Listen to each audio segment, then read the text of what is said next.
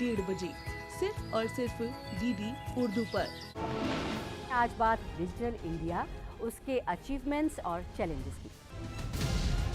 जब इस digital India की जब घोषणा हुई तो मुझे ऐसा लगता है शायद प्रधानमंत्री जी को हमारे पहले से पता था कि आने वाले समय में इस विश्व के अंदर, इस धरती के ऊपर कुछ अलग ऐसा होने वाला है। और वो ऐसा अलग हम सब ने अनुभव किया 2019 और 2020 और 2021 के समय में। जब ये कोविड का समय आया, उस समय हमें पता लगा वास्तव में कि ये जो डिजिटल इंडिया है, ये डिजिटल इंडिया है क्या। सबसे पहले तो आप देखें, हर आदमी के पास आज मोबाइल फ़ोन है, हर आदमी के पास आज आधार कार्ड है, हर आदमी आज यूपीआई यूज़ कर रहा है, ई कॉमर्स में जा रहा है। तो ओवरऑल जो इकोसिस्टम डेवलप किया गया है, ये हमें $1 ट्रिलियन इकॉनमी की तरफ ले जा रहा है। 2015 में डिजिटल इंडिया को स्टार्ट किया गया।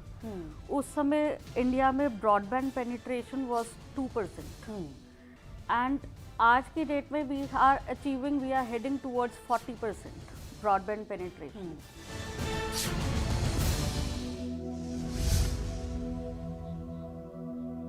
आजादी की धुन बजी और निकल पड़े मतवाले, गांव शहर की गलियों से आए हैं हिम्मत वाले।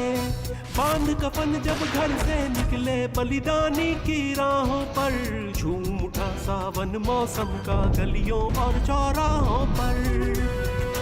वंदे मातरम, वंदे मातरम।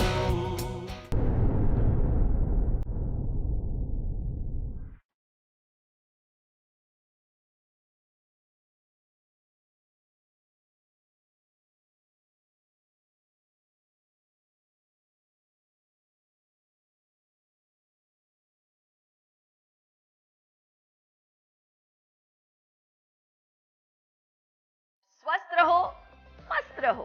देखिए योग और फिटनेस शिल्पा शेट्टी के साथ प्रतिदिन सुबह 7 बजे और पुनः प्रसारण रात 11:30 बजे, सिर्फ टीडी नेशनल पर। देश का पहला चैनल, देश का अपना चैनल।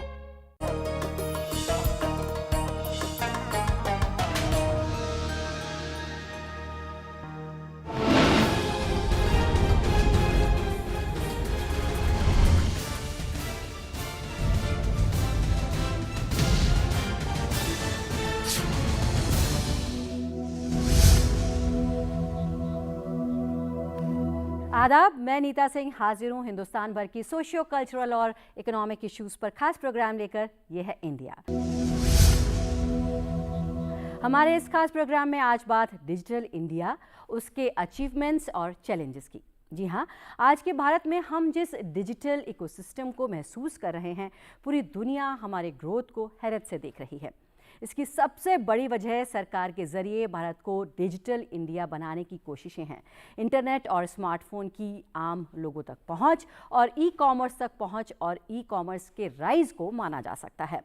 भारत सरकार की digital India, make in India और स्टार्टअप इंडिया जैसी कोशिशों ने डिजिटल टेक्नोलॉजी का इस्तेमाल प्रमोट किया है, जिसका मकसद हेल्थ, एजुकेशन और खेती किसानी के मैदान में डिजिटल टेक्नोलॉजी को बढ़ाना और स्टार्टअप के फलने फूलने के लिए कंड्यूसिव एनवायरनमेंट क्रिएट करना है। हमारे समझने वाली बात यह है कि भारत ने डिजिटल इंडिया की कोशिशों से आज तक क्या हासिल किया है और क्या हासिल किया जा सकता है, और हम अपनी डेली लाइफ में इसका किस तरह से फ़ायदा उठा सकते हैं। इसी पर बात करने के लिए हमारे साथ स्टूडियो में मौजूद हैं 3 खास मेहमान।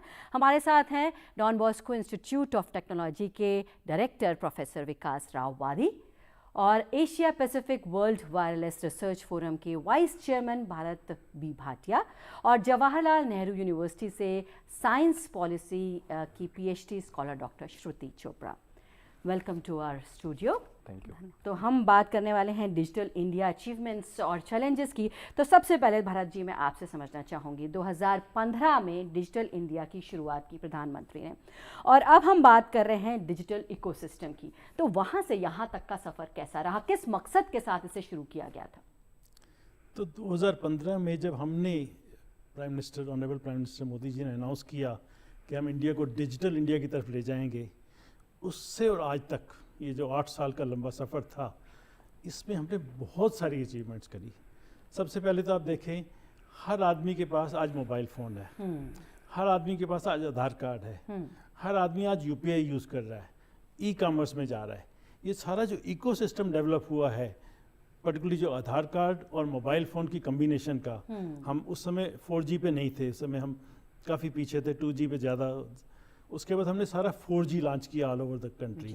उसके बाद अब 5G में हमारा फास्टेस्ट रोल आउट रहा। तो जितना इंफ्रास्ट्रक्चर क्रिएट हुआ है पिछले 8 सालों में, not only in the area of mobile, but इसमें आप देखिए जैसे कि खेती के क्षेत्र में बहुत ज़्यादा उन्नति हुई है, फिशरीज में बहुत ज़्यादा उन्नति हुई है डिजिटल मीडिया को लेके। तो ओवरऑल जो इकोसिस्टम डेवलप किया गया है, ये हमें $1 ट्रिलियन इकानमी की तरफ ले जा रहा है जी। अगले हम 1-2 सालों के अंदर $5 ट्रिलियन की इकानमी की बात कर रहे हैं, और वो इसी से पॉसिबल हुआ है कि आज हम डिजिटल इंडिया में इतना जोर दे रहे हैं। हमने इतना बड़ा इकोसिस्टम खड़ा कर दिया है कि आज आप समझिए कि हम 5G में वर्ल्ड की फास्टेस्ट रोल आउट की बात कर रहे हैं। इसमें एक और चीज़ बड़ी ध्यान की, आज से पहले हम लोग सिर्फ जो था बाहर से इंपोर्ट करते थे। जितनी हमारी टेक्नोलॉजी होती थी, आप कंप्यूटर्स ले लीजिए, मोबाइल फ़ोन ले लीजिए, या जो नेटवर्क था, सारा बाहर से आता था। दुनिया में सिर्फ 4 देश हैं जो इस चीज़ को बनाते थे। मोदी जी ने कहा नहीं, हम इसको अपने देश में बनाएंगे, और अब हमने अभी लास्ट वीक डेडिकेट किया इंडिया नेशन को। हम अपना फुल स्टैक जो 4G का है और 5G का है, हमने इंडिया में बनाया है और इंडिया में लगाया है। तो वी हैव बिकम, जैसे हम चांद पे पहुंच गए हैं, इसी तरह हम इकोसिस्टम में, जो नेशनल इकोसिस्टम है, उसमें भी बहुत आगे पहुंच गए हैं जी। बिल्कुल। तो भारत जी, जैसे कि आपने बताया कि कहाँ से कहाँ पहुंच गए हैं पिछले 8 साल में, जब 2015 से शुरुआत हुई। डॉक्टर श्रुति, आपसे समझना चाहेंगे, जब डिजिटल इंडिया की शुरुआत हुई तो किस मकसद के साथ, तब क्या एम था? ये एम था कि जो गांव देहात हैं वहाँ तक जो गवर्नमेंट की पॉलिसीज़ हैं उनका फ़ायदा पहुँच सके, किस तरह से सबका आधार कार्ड क्रिएट किया गया, कैसे स्टेप बाय स्टेप सब चीज़ें हुई हैं, आपसे वो समझना चाहेंगे। जी नीता जी, जब 2015 में डिजिटल इंडिया को स्टार्ट किया गया, उस समय इंडिया में ब्रॉडबैंड पेनिट्रेशन वाज 2%, एंड आज की डेट में we are heading towards 40% broadband penetration. तो ये एक बहुत अच्छा हमारा जंप है, जिसकी वजह से हम बहुत सारी पॉलिसीज, अवेयरनेस हम लोगों तक पहुंचा पा रहे हैं। बहुत सारी जैसे स्कीम्स गवर्नमेंट की हैं, जैसे आपने बताया आधार कार्ड हो गया, या क्या कहते हैं डिजिटल लॉकर्स हो गए, यूपीआई हो गया। आज हर कोई जो है अपने मोबाइल से पेमेंट कर रहा है। तो ये एक डिजिटल इकोनॉमी, सर ने भी अभी बात की कि डिजिटल इकोनॉमी, हम $5 ट्रिलियन की बात कर रहे हैं। गूगल पे इसकी रिपोर्ट है, तो उसमें भी यही है कि हम मतलब it has a potential to grow by 6 folds. तो हम बहुत ही जल्दी जो है अपने डिजिटल एटमॉस्फेयर, डिजिटल इकोसिस्टम के थ्रू हम डिजिटल इकोनॉमी को ग्रो कर पाएंगे। और बहुत सारे स्टेप्स हमने जो हैं इसमें कवर किए हैं, जैसे क्या कहते हैं ग्लोबल वैल्यू चेन में हम पार्टिसिपेंट बन रहे हैं। अब पहले इंडिया में जो था वो इम्पोर्ट सब्स्टिट्यूशन ओरिएंटेशन था, इंडस्ट्रियलाइजेशन पॉलिसी जो थी।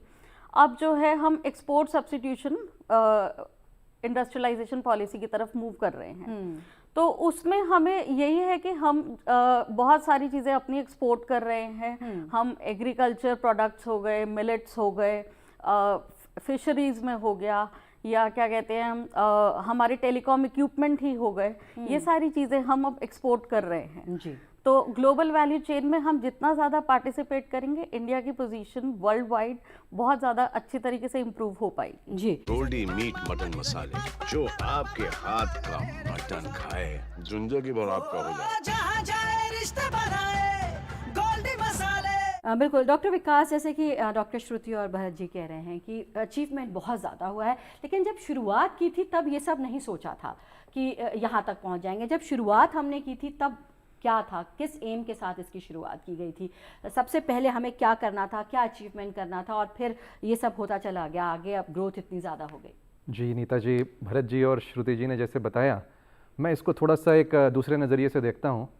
मैं ऐसा देखता हूँ कि 2015 में जब इस डिजिटल इंडिया की जब घोषणा हुई तो मुझे ऐसा लगता है शायद प्रधानमंत्री जी को हमारे पहले से पता था कि आने वाले समय में इस विश्व के अंदर, इस धरती के ऊपर कुछ अलग ऐसा होने वाला है, और वो ऐसा अलग हम सब ने अनुभव किया 2019 और 2020 और 2021 के समय में। जब ये कोविड का समय आया उस समय हमें पता लगा वास्तव में कि ये जो डिजिटल इंडिया है, ये डिजिटल इंडिया है क्या, इसकी उपयोगिता क्या है, क्या क्या चीज़ें हम इससे अचीव कर सकते हैं जो हमने करी। तो वहीं से हम शुरुआत करते हैं इसकी। श्रुति जी ने और भरत जी ने बहुत बताया, जैसे यूपीआई के बारे में बताया, इन्होंने आधार कार्ड के बारे में बताया, बैंक्स में कितने ट्रांजैक्शन बढ़े, कितने लाखों के ट्रांजैक्शन बढ़े, कितने लोग पूरे संसार में भी जुड़े। हम भारत की अगर बात करें तो भारत के अंदर ये जो डिजिटल ट्रांजैक्शंस हुए वो बहुत एक्सपोनेंशियल ग्रोथ में आगे की तरफ बढ़े। अब जब आप इस चीज़ को कोविड में देखते हैं तो कोविन ऐप हम सब ने जानते हैं, तकरीबन जहाँ तक मुझे याद है 110 करोड़ ऐसे लोग थे जिन्होंने उस ऐप के ऊपर रजिस्ट्रेशन किया। 110 करोड़ एक अपने आप में बहुत ऐतिहासिक नंबर है जिसको मैं ऐसा समझता हूँ। और 220 करोड़ वैक्सीन उसी माध्यम से हमारे देशवासियों को इस सरकार के द्वारा दी गई। और उस पीरियड से हम जब निकल के आए तो उस दौरान भी और उसके बाद भी अब हमें पता लगा कि वास्तव में ये जो डिजिटल इंडिया है वो डिजिटल इंडिया हमें किस तरफ ले गया, और अब इस क्षेत्र में हम आगे बढ़ते ही जाएंगे। भरत जी ने बहुत अच्छा बताया कि इकोनॉमी के बारे में बताया कि ये 5 ट्रिलियन इकोनॉमी की बात अभी हम कर रहे हैं। वर्ल्ड की हम बेस्ट 5 इकोनॉमीज़ में आई गए हैं। 2047 तक हमारा जो लक्ष्य है भारत सरकार का, मुझे लगता है कि वो तीसरे नंबर पे आने का है और वहाँ तक हम पहुँच ही जाएंगे, उसमें कोई हमें शक और शुमार दिखाई ऐसा देता नहीं है। तो जब इन चीज़ों में हम आगे काम करते रहेंगे और जितने भी ज़्यादा से ज़्यादा, अब आपको एक चीज़ और बताऊं, मुझे ऐसा लगता है कि ऐसा भी समय था बीच में कि हमारे जो भारतीय ऐप्स थे ना, वो भारतीय ऐप्स का डाउनलोड जो हमारे चाइनीज़ ऐप्स हैं उन चाइनीज़ ऐप्स के डाउनलोड से बहुत ज़्यादा हो गया था। तो ये भी अपने आप में एक अचीवमेंट की बात है कि किस तरीके से एक अवेयरनेस लोगों के बीच में पड़ी है, और जितने भी सरकारी योजनाएं हैं और जितने भी उसकी एप्लीकेशंस हैं उन एप्लीकेशंस के थ्रू कैसे हम जागरूक कर लें लोगों को, और उसकी जो सुविधाएं हैं वो जन साधारण तक पहुंचाने का काम सरकार और लोग मिलके आपस में कर रहे हैं। बिल्कुल। तो 2015 से शुरुआत हुई और कहां से कहां पहुंच गए। 8 साल में एक बहुत ग्रोथ देखने को मिली है हर क्षेत्र में, हर फील्ड में। अगर हम इसको देखें तो भरत जी आपसे समझना चाहेंगे, अगर आप बात कर रहे थे 5G की, तो अभी क्या कुछ किया जाना बाकी है और क्या कुछ कर चुके हैं, आपके तजुर्बे से जानना चाहेंगे। देखिए, हम लोग बहुत पीछे रहे। जैसे जब 2G शुरू हुआ तो हम दुनिया से ऑलमोस्ट 8-10 साल पीछे थे जी। उसके बाद 3G आया तो हम ऑलमोस्ट स्किप कर गए उसको, क्योंकि बहुत लेट हो गए थे, तब तक उसकी वैल्यू नहीं रही थी। लेकिन जब 15 में अनाउंसमेंट हुआ डिजिटल इंडिया का और उसके बाद 4G जब आया, उसमें हमने सोचा कि हम इस पे लीड लेंगे जी। तो हमने जो रोल आउट शुरू किया 4G का 16, 17, 18 के आसपास, और उसके बाद कोविड का ज़माना आया जी। लेकिन कोविड में ये था कि अब 5G दुनिया ने लॉन्च कर दिया, हम लोग था हम थोड़ा पीछे रह गए हैं। लेकिन इसी इकोसिस्टम को बनाने के लिहाज से जब इंडिया ने एक इमीडिएटली कोविड के बाद लिया नया स्पेक्ट्रम का ऑक्शन किया, और उसके बाद जो 5G का लॉन्च इंडिया में हुआ, इसको वर्ल्ड का रिकॉर्ड माना जा रहा है। दुनिया में कहीं और ऐसा रिकॉर्ड नहीं हुआ कि आपने 2 साल के अंदर अंदर 10% ऑफ द पॉपुलेशन को 5G में कन्वर्ट कर दिया जी। और जो 5G के बेनिफिट्स हैं, और खाली यही नहीं कि 5G का आपको डेटा फास्ट मिलता है, इसके अंदर सारी जो चीज़ें हम लोग बता रहे हैं, जैसे यूपीआई हो गया, या एग्रीकल्चर में हो गया, या फिशरीज में हो गया, या माइनिंग में हो गया, इन सब चीज़ों में ये मोबाइल फ़ोन, आपका आधार कार्ड और आपकी जो डिजिटल इकानमी है, ये सब मिलके जो इफेक्ट डाल रही हैं, यही हमें ट्रिलियन डॉलर इकानमी की तरफ जा रहे हैं जी। और इसमें आप ये देखिए कि हम 5G में रुके नहीं हैं, हम आगे जा रहे हैं। हमने अब ये निश्चय किया है, प्रधानमंत्री जी ने अभी अनाउंस किया लास्ट वीक ही, कि हम लोग 6G में भी नंबर 1 रहेंगे। 6G अभी 28-29 में आना है, लेकिन तैयारी उसकी अभी से शुरू हो गई है। उसके लिए हमने इंडिया ने एक 5G Bharat 5G alliance start कर दिया है, जिसमें सारी इंडस्ट्री, सारी गवर्नमेंट, सारे जो उसके अंदर एकेडमिक्स हैं, IITs हैं, प्रोफेसर्स हैं, सबको मिला के एक नई शुरुआत की गई है कि हम इंडिया को सुपर डिजिटल इंडिया की तरफ ले जाएं। और ये भी है कि इसके अंदर खाली आपको डे टू डे में जो बेनिफिट मिल रहा है, डिजी लॉकर की बात हुई, डिजी लॉकर काफी यूजफुल है, लेकिन मोर इम्पोर्टेंट डिजी यात्रा आपने सुना होगा। डिजी यात्रा के साथ आप इमीडिएटली एयरपोर्ट के अंदर थ्रू वॉकआउट करके जा सकते हैं प्लेन तक, जो बहुत कंट्रीज में अभी नहीं है। जी, हम लोग बहुत आगे निकल गए इन चीज़ों में। डिजी लॉकर, डिजी यात्रा, आपकी जो रिजर्वेशन सिस्टम है, आपकी जो टिकटिंग सिस्टम है, आपकी जो ई-कॉमर्स है, आई डोंट नो, हम तो बहुत यूज़ करते हैं, जैसे जेप्टो हो गया, 5 मिनट के अंदर आपके घर में डिलीवरी हो जाती है, आपको ना देखना है ना कहीं जाना है। तो बहुत सी चीज़ें ऐसे हो रही हैं जो हमें फ्यूचरिस्टिक ले जा रही हैं, और ये सारा इसी से स्टार्ट हुआ। एक डिजिटल इंडिया का विजन लेके हम चले और उसको इम्प्लीमेंट करते करते आज देखिए हम कहाँ पहुँच गए हैं। और अगले 5-6 सालों में हम लोग डेफिनेटली कोशिश ये करेंगे वर्ल्ड की नंबर 3 इकानमी की तरफ जाने की। बिल्कुल बिल्कुल, यही कोशिश रहेगी। डॉक्टर श्रुति, आप PhD स्कॉलर हैं, आप डिजिटलाइजेशन में रिसर्च किया आपने क्या कुछ रिसर्च किया, क्या कुछ समझा, वो हमें भी बताइए। जी, जब क्या कहते हैं हम देखते हैं कि टेक्नोलॉजी का क्या इम्पैक्ट है सोसाइटी पे, किस तरीके से हम सोसाइटी को अपलिफ्ट कर पा रहे हैं, तो हमें बहुत सारे बेनिफिट्स दिखाई देते हैं। टेक्नोलॉजी से हमने पेमेंट्स वगैरह स्टार्ट कर दी, डिजिटली लिटरेट हो रहे हैं रूरल एरियाज में लोग, और बहुत सारे विमेन को, अगर आप विमेन सेक्शन को देखेंगे तो इससे टेक्नोलॉजी के through they are getting empowered. तो एक जो फीमेल्स जो बाहर निकल के काम नहीं कर सकती थी, वो आज की डेट में अपने घर से बिजनेस ऑपरेट कर रही हैं, सोशल मीडिया पे अपने होममेड प्रोडक्ट सेल कर रही हैं। तो ये एक बहुत अच्छा तरीका है विमेन एम्पावरमेंट का, और डिफरेंट सेक्शंस ऑफ सोसाइटीज, मतलब हम अपग्रेड कर पा रहे हैं सोसाइटी को टेक्नोलॉजी के through, and this can happen only through the digitization. तो बहुत सारे हम इम्पैक्ट्स देखते हैं अलग अलग, अपने लाइफ, हमारी डेली लाइफ जो है वो बहुत इम्प्रूव हो रही है थ्रू डिजिटाइजेशन। अगर स्टूडेंट्स के लिए देखें तो स्वयं पोर्टल, हमारा सब कुछ जो है आज ऑनलाइन, हम ऑनलाइन लेक्चर्स ले रहे हैं। कोविड में, जैसे वादी जी ने बात की अभी, कोविड में किस तरीके से सब कुछ डिजिटाइज होना ही पड़ा। तो इसलिए जो है हमारा पूरा एजुकेशन सिस्टम, हमारा health care system, everything is being now dependent on digitization. बिल्कुल, तो लाइफ में हर चीज़ में कहीं ना कहीं इम्पैक्ट दिखाई दे रहा है डिजिटलाइजेशन का। डॉक्टर विकास, आपसे समझना चाहेंगे कि अगर हम ईज़ ऑफ डूइंग बिजनेस की बात करें, जैसे कि अभी डॉक्टर श्रुति ने कहा कि अगर महिलाओं को बहुत ईज़ हो गया है, घर से वो काम कर सकती हैं, बिजनेस कर सकती हैं। स्टूडेंट्स की बात करें, हर फील्ड में हुआ। अगर हम एग्रीकल्चर की बात करें तो फार्मर्स को किस तरह का बेनिफिट मिलेगा, वो भी आपसे समझना चाहेंगे। बहुत अच्छा आपने पूछा नीता जी, और मुझे बड़ी खुशी होगी ये चीज़ बताते हुए। जब आपके स्टूडियो में अभी इसके अंदर मैं एंटर कर रहा था तो बाहर की तरफ हमने देखा वहाँ महिला किसान और किसानों के बारे में बहुत सारी चीज़ें लिखी हुई थी। अगर आपको याद हो, और मुझे लगता है हमारे साथियों को, श्रुति जी को और भरत जी को ये पता है कि ये जो किसान मंडी जो हमने एक ऐप बनाया और उसके माध्यम से एग्रीकल्चर के क्षेत्र में, यानी कृषि के क्षेत्र में किस तरीके से किसानों को अपना सामान बेचने के लिए सुविधा हुई, उनको दर दर की ठोकरें नहीं खानी पड़ी, और जो उसका सही मूल्य है वो सही मूल्य उनको कैसे मिल सके। तो डिजिटाइजेशन का एक बहुत बड़ा उदाहरण जो है कृषि के क्षेत्र में अगर वो है, तो किसान मंडी जो वो चीज़ क्रिएट की गई, वो एक प्लेटफॉर्म तैयार किया गया हमारे देश के जो हमारे अन्नदाता हैं जिसको हम कहते हैं, उनके द्वारा। तो वो एक अपने आप में एक ऐतिहासिक उदाहरण है।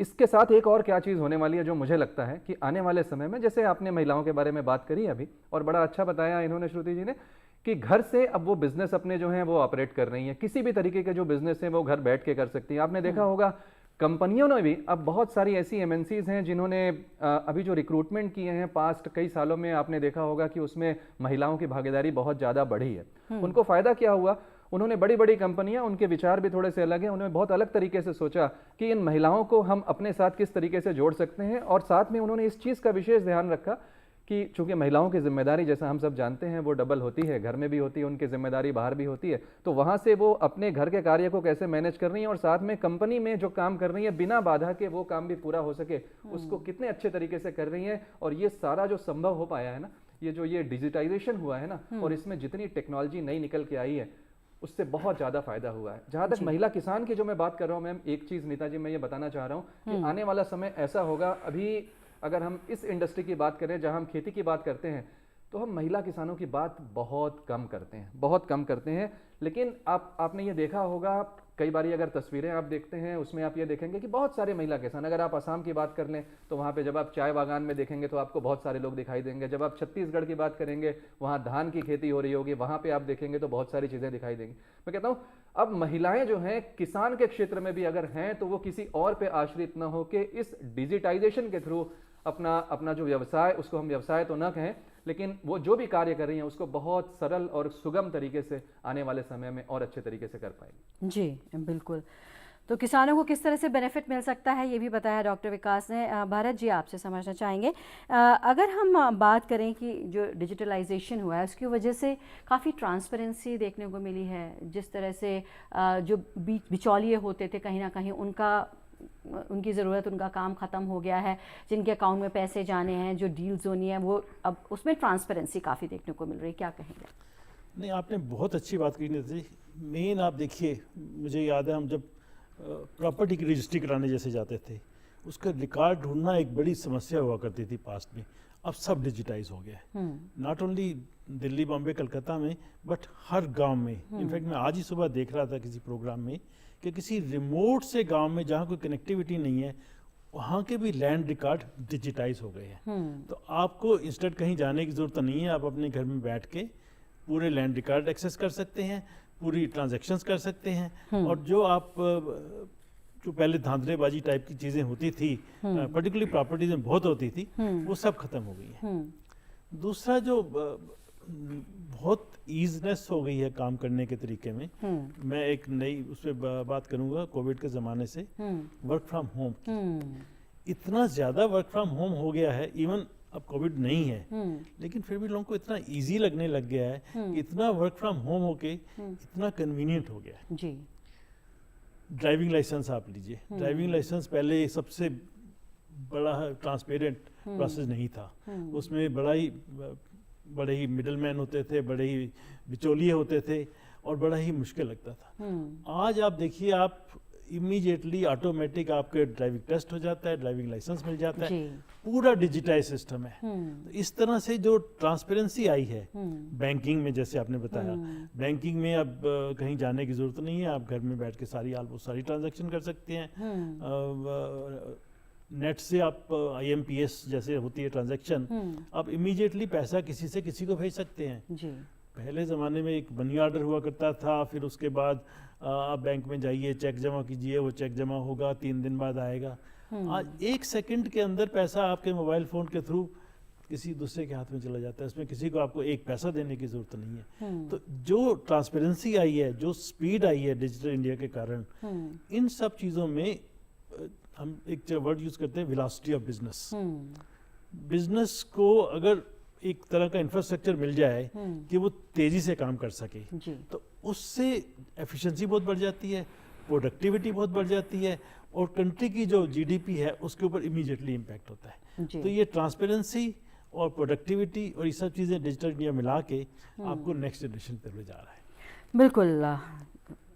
डॉक्टर श्रुति, जैसे कि अभी भरत जी बता रहे हैं कि किस तरह का इम्पैक्ट हर एरिया में पड़ रहा है डिजिटलाइजेशन का, आपसे समझना चाहेंगे कि अगर हम कोविड की बात करें तो कोविड से पहले बहुत सारी चीज़ें हम सोच ही नहीं सकते थे कि हम डिजिटली पेमेंट कर सकते हैं, या फिर हम ऑर्डर करके इतना ज़्यादा ऑर्डर करके खाना मंगा सकते हैं, शॉपिंग कर सकते हैं, आपको कहीं बाहर निकलने की ज़रूरत नहीं है। एक तरह से फोर्स्ड यूसेज हुआ, वर्क फ्रॉम होम का हुआ, तो कोविड के बाद बिल्कुल चीज़ें बदल गई, क्या कहेंगे?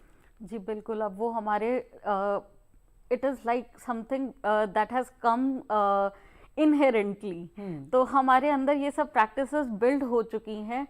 हम अब अगर वापस भी जाना चाहें ना, अब नहीं जा सकते, there is no way going back now. So अब हम मतलब बिल्कुल इतना ज़्यादा ट्यून हो चुके हैं इसके साथ कि बिना इसके वी फील लाइक हैंडीकैप्ड। तो हम बिना डिजिटाइजेशन के, बिना इलेक्ट्रॉनिक पेमेंट्स के, बिना इलेक्ट्रॉनिक सर्विसेज के अब हम अपनी लाइफ को सोच नहीं सकते। और यही मतलब चीज़ मैं कहूँगी, इंडिया में रूरल एरियाज तक जो है, जो पहले नहीं था, मतलब it was like next to impossible to think कि रूरल एरियाज में जहाँ पे पहुँचना मुश्किल है, हिली एरियाज है, डिफिकल्ट टेरेन है, ऐसी जगहों पर भी जो है डिजिटाइजेशन ने बिल्कुल ट्रांसफॉर्म कर दिया है सोसाइटी को।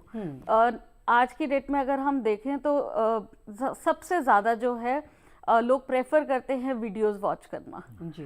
तो एक बहुत अच्छा ट्रांसफॉर्मेशन का तरीका है कि आप अपनी लोकल लैंग्वेज में, अपने लोकल कल्चर के साथ आप मतलब साथ जुड़कर जो है ग्लोबली आप उसको देख पा रहे हैं चीज़ों को। बिल्कुल, आपने कहा कि अब कोई वापस जाना चाहे तभी नहीं, क्योंकि कन्वीनियंस इतनी ज़्यादा है, कंफर्ट इतना ज़्यादा है कि आप घर बैठे सब कर सकते हैं। डॉक्टर श्रुति, आपसे समझना चाहेंगे कि हम डिजिटल इंडिया की बात कर रहे हैं। 2015 में इसकी शुरुआत की गई और इसके शुरू होने के बाद से इसकी ग्रोथ में कितना फ़र्क पड़ा है? अगर हम वर्ल्ड वाइड देखें, ग्लोबल प्लेटफॉर्म पर देखें, तो इंडिया कहाँ खड़ा है और या इंडिया को कैसे देखती है दुनिया? जी, अगर हम अर्बन टेलीडेंसिटी की आज बात करते हैं तो somewhere approximately 90% in urban areas, सब I mean it is all penetrated, ठीक है। और क्या कहते हैं, रूरल एरियाज में भी it has gone to somewhere around 60-65% in India. तो टेली डेंसिटी बहुत ज़्यादा इम्प्रूव हो गई है पहले से, हालांकि अभी हम 100% नहीं अचीव कर पाए हैं। तो जल्दी वो भी हमारे टारगेट्स अचीव होंगे। जैसे कि हम आपकी ब्रॉडबैंड की अगर हम बात करते हैं तो इसमें डिजिटल इंडिया का टारगेट है थ्रू भारत नेट, हमें 2.5 लाख ग्राम पंचायत में, विलेजेस में इंटरनेट प्रोवाइड करना है जी। तो जिसमें हम ऑलरेडी 2,07,000 विलेजेस को कवर कर चुके हैं। तो मतलब हम बहुत अच्छे से कर रहे हैं, पर अभी हम 100% तक नहीं पहुंच पाए हैं। तो हमें अभी एफर्ट्स उसमें देने की ज़रूरत है। तो मे बी समवेयर अराउंड 2025 तक we will be able to achieve these targets. तो ये एक मतलब माइलस्टोन अचीव कर सकते हैं हम, जिसके बाद life will be like endless, seamless flow of internet जो है ना, वो हमारी लाइफ को बिल्कुल चेंज कर देगा जी। डॉक्टर विकास भरत जी, डॉक्टर श्रुति, आपने वक्त निकाला, स्टूडियो में आए और इतनी अहम जानकारी हमें दी डिजिटल इंडिया से जुड़ी हुई, उसके लिए आपका बहुत बहुत शुक्रिया। बहुत बहुत धन्यवाद। तो हमारी आज की इस खास पेशकश में फ़िलहाल इतना ही। हमारा प्रोग्राम आपको कैसा लगा, इस पर आप भी अपनी राय दे सकते हैं। इसके लिए हमारा ईमेल आईडी है ddurduspecials@gmail.com। इसी के साथ हमारी पूरी टीम को दीजिए इजाज़त। आदाब।